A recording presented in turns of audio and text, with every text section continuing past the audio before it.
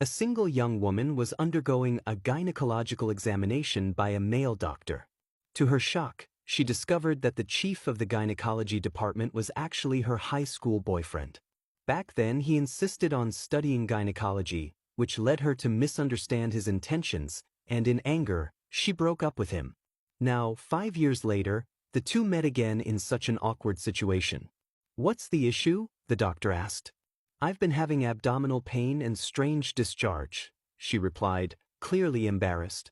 "Even though I've never had a boyfriend since, it's seriously affecting my daily life."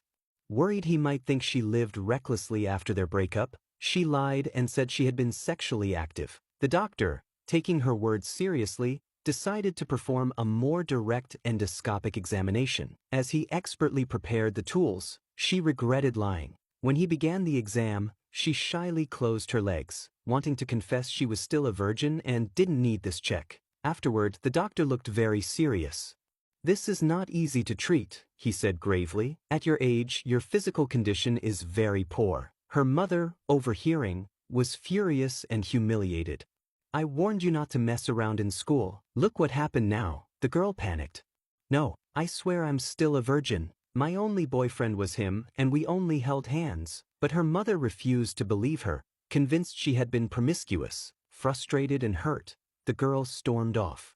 Just then, as she turned a corner, she bumped directly into her ex-boyfriend, now the gynecologist, and they locked eyes. Seeing the girl he had once loved right in front of him, his feelings surged, but the girl felt nervous, fearing he'd heard the earlier conversation and believed she'd changed. At that moment, a female doctor came out with her report and said only she could perform the necessary surgery.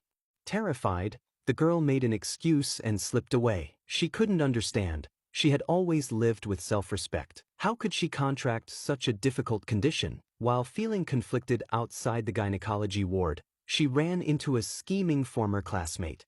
The classmate sneered. "This is the gynecology department. Are you pregnant?" "No, I'm here for menstrual cramps," the girl replied awkwardly. "Menstrual cramps? Isn't this gynecology? I never expected you to look so innocent on the outside but be so wild in private. Back in school, you were so serious. Guess not anymore." Embarrassed and speechless, the girl was then approached by the handsome male gynecologist.